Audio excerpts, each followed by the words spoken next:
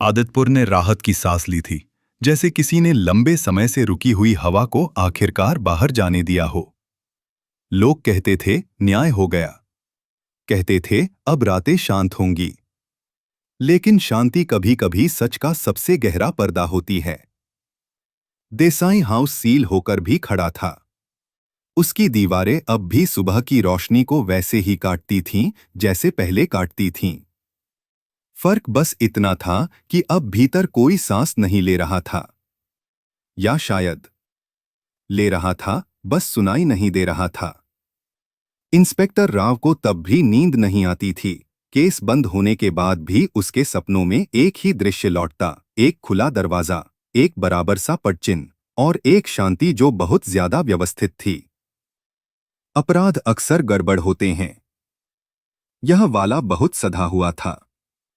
गांव ने माया को दोषी मान लिया। यह मान लेना आसान था। माया अकेली थी, मुखर थी, और सच बोलने की आदत रखने वालों के साथ समाज हमेशा सख्त होता है। लोग भूल गए कि सच बोलना अपराध नहीं, लेकिन अक्सर उसे अपराध बना दिया जाता है। समय आगे बढ़ा। खेतों में फिर से हल चले, चूल्हों पर रोटियां सिकीं। देसाई नाम धीरे धीरे कहानियों में बदल गया, और कहानियां जब लंबी होती हैं तो उनमें सच्चाई से ज्यादा सुविधा भर दी जाती है। पर आदित्यपुर की सुबहें अब भी एक जैसी नहीं रहीं। ग्राइंडर कभी कभी बिना कारण बंद हो जाता। कुएं के पास खड़े होकर लोग अजीब बेचैनी महसूस करते। और कुछ रातों में देसाई हाउस की खिड़की पर हल्की सी रोशनी झिलमिला जाती, इतनी हल्की कि कोई शपथ लेकर भी न कह सके कि उसने सच में देखी है। इंस्पेक्टर राव ने रिटायरमेंट की अर्जी डाल दी थी, लेकिन मंजूरी से पहले उसने एक आखिरी काम किया। उसने पुराने रिकॉर्ड खोले। वे रिकॉर्ड जिन्हें केस बंद होते ही बंद कर दिया जाता है। वहां उसे एक नाम बार बार दिखा, शंकर।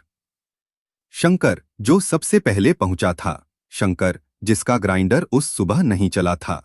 शंकर जिसकी जमीन कभी देसाई के पास गई थी, लेकिन कागजों में वह जमीन सालों पहले किसी और के नाम दर्ज हो चुकी थी। और उस किसी और का नाम था माया। आदित्यपुर को यह कभी पता नहीं चला कि देसाई परिवार के मरने से 3 महीने पहले ही उनकी आधी जमीन कानूनी तौर पर माया के ट्रस्ट को ट्रांसफर हो चुकी थी। यह सौदा खुला था, वैध था और चुपचाप था। देसाई ने इसे दान कहा था। गांव ने इसे कभी देखा ही नहीं। माया ने सच बोला था, लेकिन पूरा नहीं। जेल की दीवारें मोटी होती हैं, पर यादें उनसे मोटी नहीं होतीं।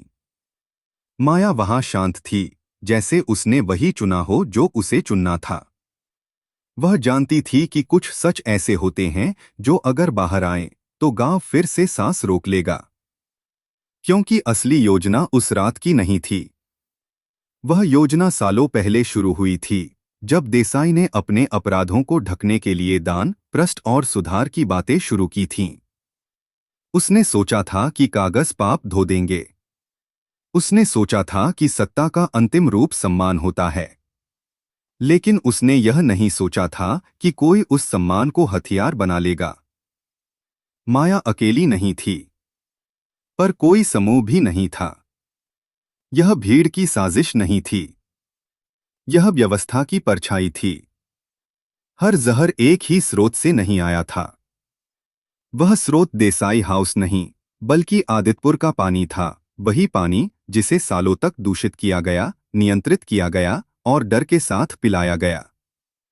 उस रात कुछ बदला नहीं गया। उस रात कुछ नया नहीं मिलाया गया।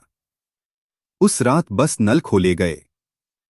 देसाई परिवार वर्षों से वही पानी पी रहा था जो उन्होंने दूसरों के लिए तय किया था। मात्रा, समय, आदत सब तयशुदा था।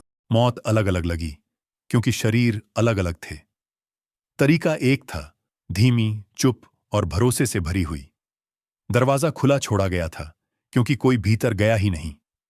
पद चिन्ह बराबर थे, क्योंकि वे एक ही थे, शंकर के नहीं, माया के नहीं, गांव के।